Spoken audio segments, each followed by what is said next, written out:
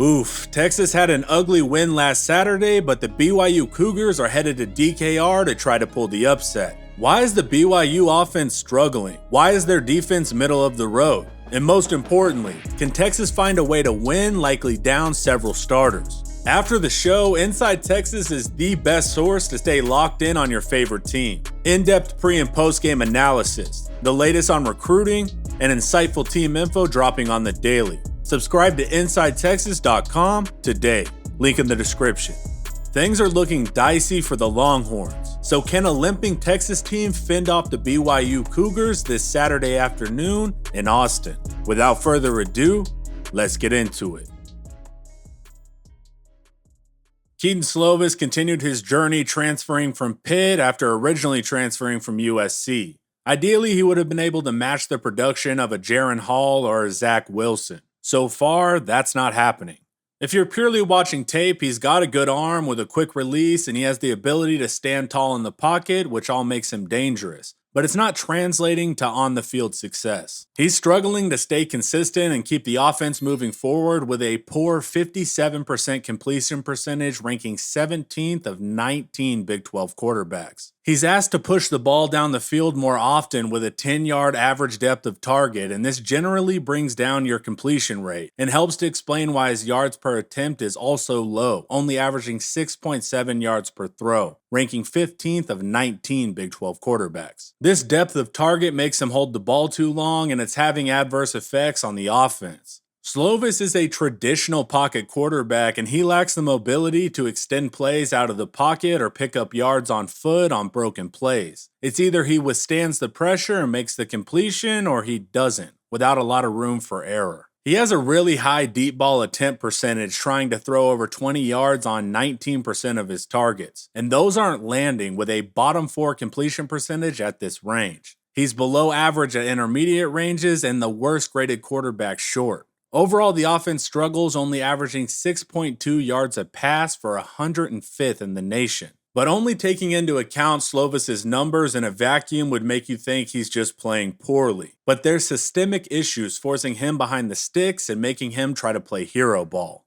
The big issue is the Cougars can't run it, forcing the offense behind the sticks on early downs and making them predictable. This is a slow offense in general, but they are 120th in the nation in rushing attempts per game, posting an awful 2.9 yards per carry, also ranking 120th in the country. When you run so few plays, you have to be hyper efficient, and that's not BYU this season. The Cougars starting running back Aiden Robbins played the first 2 games of the season, and then he went down with a rib injury. The 6'3", 240-pound back finally got back to the field versus Tech last week, and unsurprisingly, he had a poor showing, averaging just 3.1 yards on 16 carries. A true freshman had to step up in his absence. The slimmer 6'2", 205-pound LJ Martin has done all right given the circumstances, but he's a streaky runner. He's explosive with a 46% breakaway percentage, able to get his yards in chunks. But down to down, he lacks that consistency to be a top-performing back, posting a below-average 4.6 yards per attempt.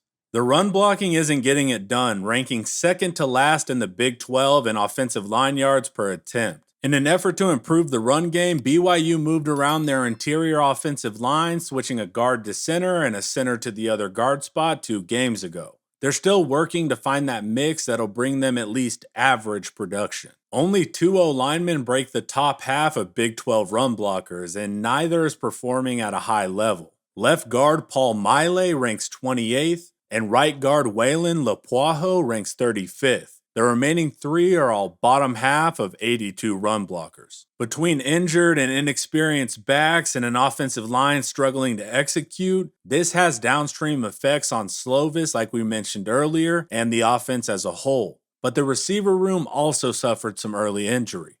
BYU's most productive returning receiver, Cody Epps, has been dealing with a hamstring injury since early in the year. He returned for the TCU game, and he's slowly been working back into the lineup, but we don't have much data on him this season. First in targets with 47 is the 6'4", 210-pound sophomore Chase Roberts, and he's been a bright spot of the offense. He's flexible, able to play in the slot 40% of the time and outside the remainder of his snaps. Ideally, he's your top deep threat, getting the most targets over 20 yards. But Slovis struggles there, so Roberts only has 3 receptions of 13 deep targets, which is awful.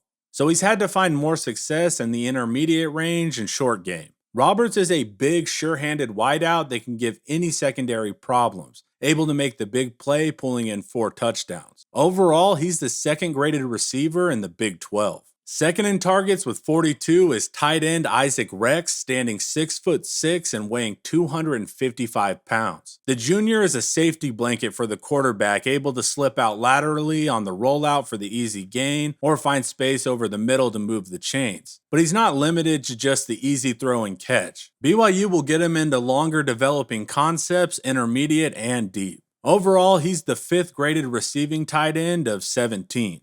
Third in targets with 41 is the 6'3", 205-pound senior Darius Lassiter, who is also positionally flexible, about 50-50 in where he lines up. Lassiter, like the other receivers, has a below-average catch rate, only pulling in 59% of his targets, but he has been effective, posting 4 touchdowns. Lassiter also has a good split of where his targets end up, rather deep, intermediate, or short, but due to offensive dysfunction, he hasn't been dominant. Overall, he's the 38th graded receiver in the league.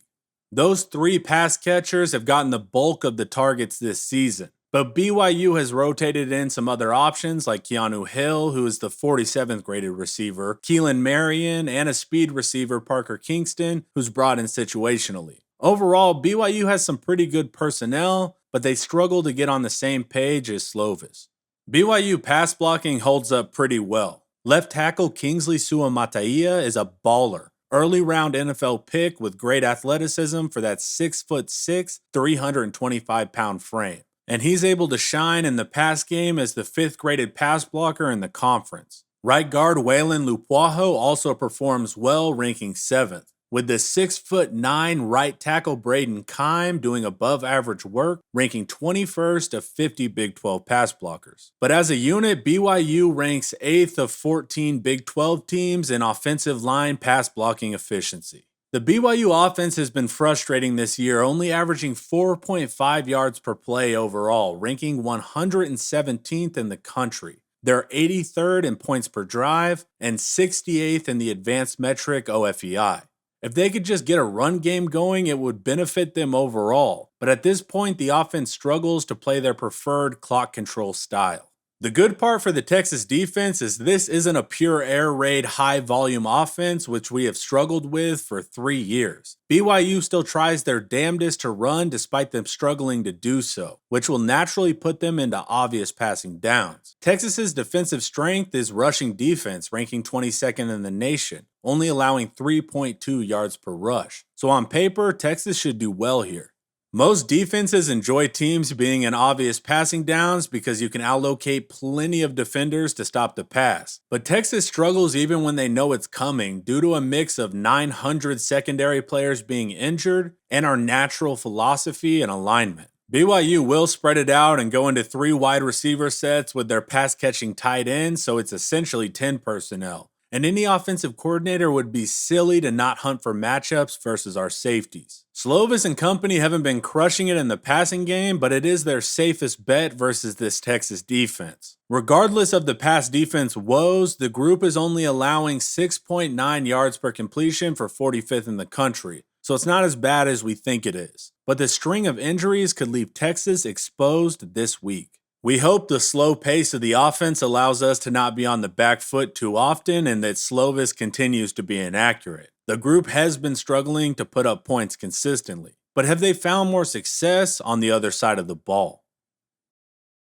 But before we hit the defense, the sponsor of today's video is Prize Picks. Prize Picks is a skill-based daily fantasy sports app where you can make college football player projections all season long. How does it work? You select 2 to 6 players and choose more or less on their prize pick projections. It could be passing yards, rushing yards, receiving yards, and more. And if those players score more or less than their prize pick projection, you can win up to 25 times your money on any entry. Just hop on the PrizePicks app or website, go to the college football tab, and check out the player projections. It's a smooth process where you can make your entries in 60 seconds or less with fast withdrawals. It's that easy. As a first-time depositor, use promo code TexasHomer, and you will receive a 100% instant deposit match up to $100. That's double your money up to $100 for your first time. So sign up for PrizePicks, use promo code TexasHomer at sign up, and add even more excitement to your game day. Link in the description. Defensive coordinator Jay Hill brought an aggressive style of defense to Provo. They muddy the line of scrimmage, send pressure, disguise coverages, and aren't afraid to go into man versus traditionally more talented opponents. They match personnel well, able to go from their 4-3 to a nickel set depending on the offense. But it is still year one of a new defensive install, so expect some bumps in the road.